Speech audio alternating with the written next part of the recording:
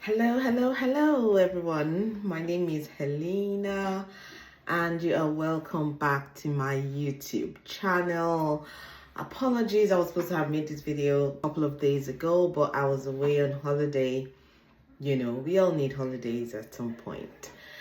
So you're welcome back to Heleena's Corner. If this is your first time here, my name is Heleena. I'm a social worker, qualified social worker in the UK.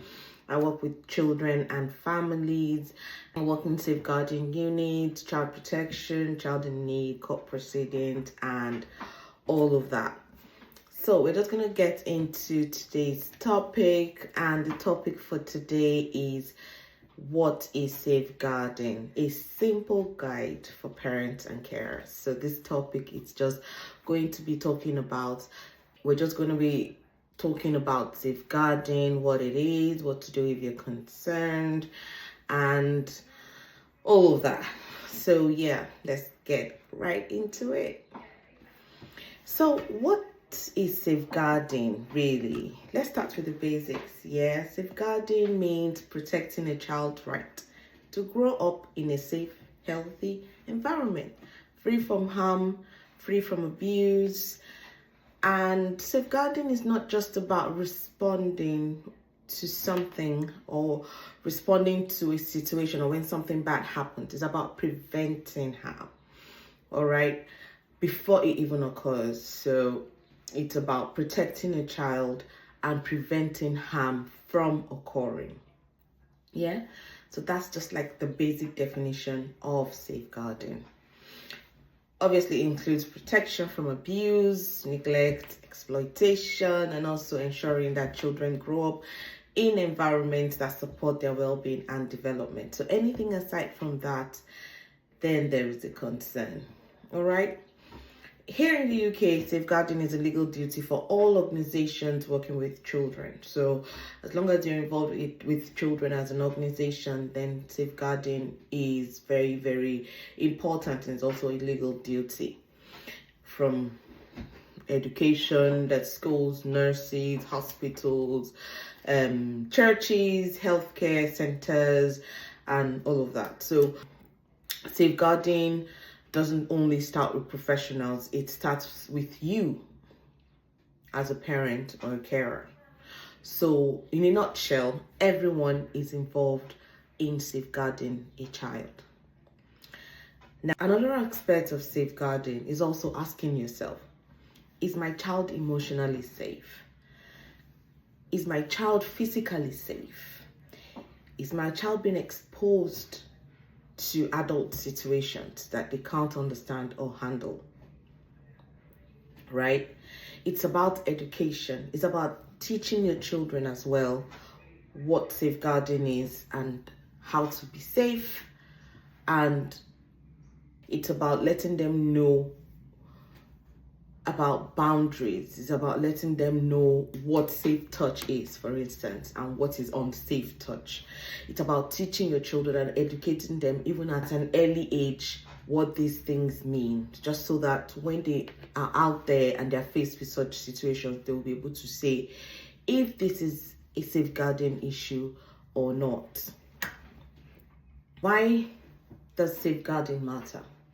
It matters because children are very vulnerable by nature, all right, because they're still developing, they're still growing, you know, they're still trying to understand some certain things, some certain situations, and they depend on the adults around them to protect them. They depend on the adults around them to keep them safe, all right. They also depend on adults around them to advocate for them and to model appropriate behavior. Of course, it's very important for the adults around children to model appropriate behavior, because if you're not modeling appropriate behavior, your children will not be able to differentiate between right and wrong, or they will not be able to differentiate between when they're being abused and when they're not. Yeah. So unfortunately, not all children get that protection. All right. And that's why it's a legal duty for organizations that work with children to ensure that every child working with them or they're working with is safe and feels safe, right? Because sometimes the adults that the children are depending on are not really keeping them safe. Yeah. And of course, a lot of children suffer in silence because they're afraid, they are unsure, or simply don't have words to express what is happening. Because we have seen in situations where a lot of children internalize things not because they don't want someone to know what's going on with them, but they really don't have the words to express how they really feel or what's happening. So as a parent around them, you need to be very, very sensitive and ensure that your children feel safe. All right. Safeguarding also matters because it saves lives. It prevents harm from happening. It prevents trauma, all right, on the children. It gives children a voice when they might otherwise go unheard. That's why safeguarding is very, very important. It's not just about spotting bruises, it's about preventing them. It's about preventing harm, all right? It's about seeing the hidden signs and knowing the hidden signs when a child might be faced with a situation. Obviously, by knowing the signs and creating a safe space for children to express themselves, we prevent long-term damage. So how do you recognize the signs of harm? Now, every child is different. Yeah, just like every human being is different. There are common signs, however, that may indicate that a child is at risk. Yeah, common signs. They don't always mean abuse is happening, but they're important red flags. So when you notice these signs, it's always good to probe further and be curious about what's going on in this child's life. Remember, it could be nothing, it could be something. Yeah? Look for changes in the child's behavior. A confident child who suddenly becomes anxious or fearful, a bubbly child who turns quiet or withdrawn.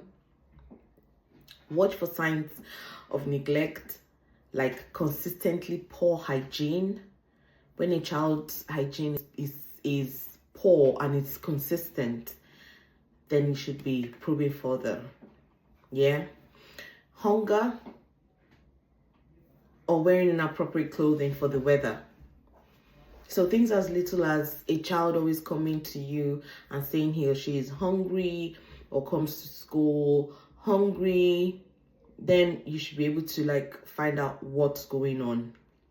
And of course, inappropriate clothing for weather as well, because normally, say the weather is cold, parents would always wear the appropriate clothing for their children in terms of jackets and all of that. But when you have a child that is not appropriately dressed, especially when the weather is cold, then it's a little sign. It's a sign to show that there is something. Now, I mentioned the word consistently, right? A child might forget, or a child might not put on his or her winter jacket today, probably because mom forgot or they rushed out of the home. That doesn't mean there's an issue. However, if it happens first day, second day, third day, then you should start being curious about why a child is not appropriately dressed. Yeah. Then we have physical signs, which are quite obvious, and that's like bruises, marks, injuries that are not explainable, especially by parents.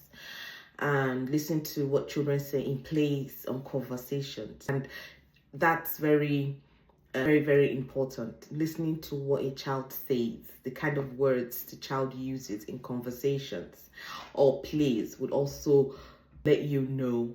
It will also inform you about what's going on in the child's life. Yeah. Sometimes they drop hints or test the waters or say things that they don't fully understand themselves. So you should be able to probe further and ask what's going on with this child. Online behavior is another very, very big and major area. We're going to talk about that separately, about online behaviors from children. Children being secretive about their devices, receiving messages from strangers, or accessing age inappropriate content and videos. If something feels off, then it is off. There's something off. So you need to be very sensitive about all of that. As parents, I will always say, trust your instincts. If your instinct is telling there's something wrong with this child, then there is something wrong with that child. Now, if you're concerned about your child and you need to speak to someone, obviously you can seek help or support from your GP, the child's school, or even your local safeguarding services. So you can self-refer to social services if you're worried or concerned about a child. If you suspect that a child is being harmed, don't ignore it. You don't have to be certain. Safeguarding is not about being certain, it's about raising consent early to prevent, all right, and not when something happened. Safeguarding is also about preventing harm. Start by being calm, have a non-judgmental conversation with the child. If it feels safe to do so, you can say things like, you seem a bit sad lately. Do you want to talk about anything? You know, keep things open-ended and supportive. Yeah, you can speak to the child about how he or she has been presenting recently. You know, you can also highlight the differences in their behavior. You can say, oh, I've always known you to be a child that is outspoken, confident, but I've noticed recently you've been withdrawn. That way the child will know that, okay, you have been observant and you really care about him or her. So when you start with such statements, it makes the child know that he or she can trust you. Say things like, oh, I know you. I know that you're a very bubbly child. You're very active. You're very confident. You make a lot of friends. You talk. And lately you've been so withdrawn. You've been quiet. Is everything okay? Is there something you want to talk to me about? You know, they would see that you've actually observed that there is a change in their behavior. And then they would trust you to speak to you about whatever is going on in their lives.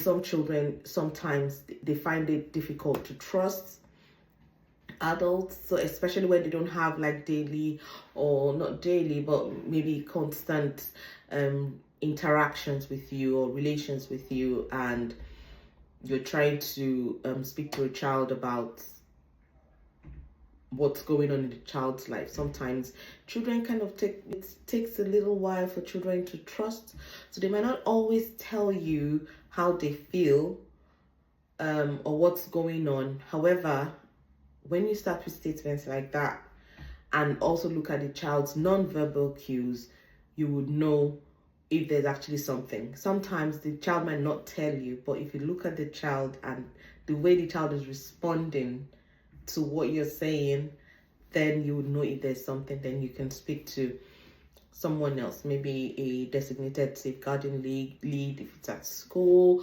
or you can speak to the GP, and of course refer to social services as well, right? So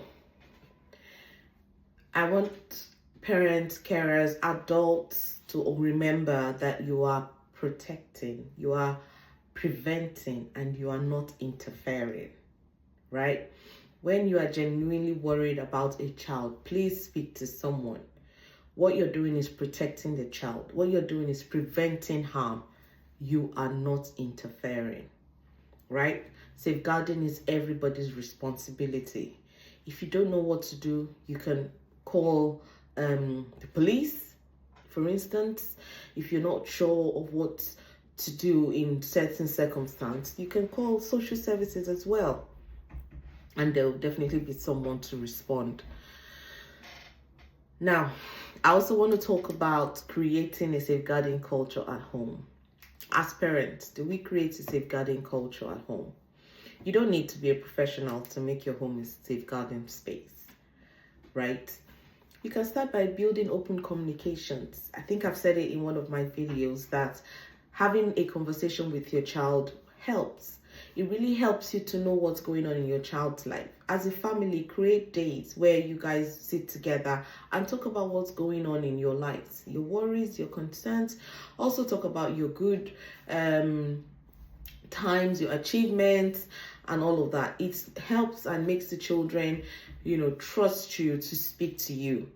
And also, I've also mentioned, I think in one of my previous videos, that when you're speaking to your children about what's going on in their lives, you should be able to open up to them and tell them what is going on in yours.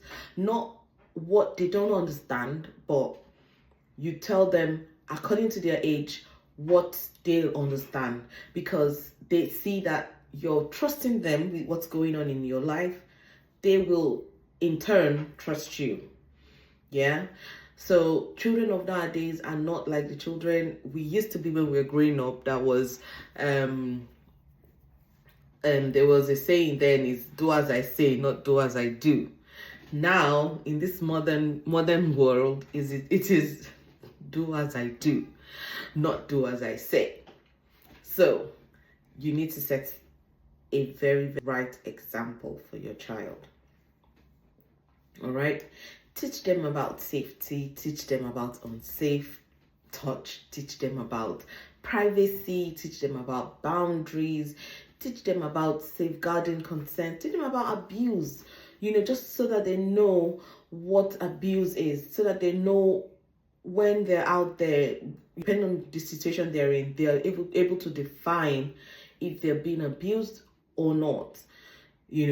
Teach them what is right and wrong, and teach them about their personal space, and teach them about people interfering or coming into their personal space. Teach them about safety, teach them how to speak to other people, teach them how to be kind, how to respect people and respect people's opinions and way of life. Monitor their online activity. Very, very important. When you have a child, monitor their online activity. Check their phones, what they're doing. Try to know what social media platform they're on, and also set boundaries. And I know now with home Wi-Fi and some internet, there are some parental controls. And with phones right now, they have phones that you can link. You can actually link your children's phones to yours so that you can see what they're doing. It's very, very, very important. Set boundaries, screen time, because they don't always have to be on the phone, on their tablets, or social media round the clock. Have set routines and boundaries that they can follow. Most of all, be present. Be a present parent.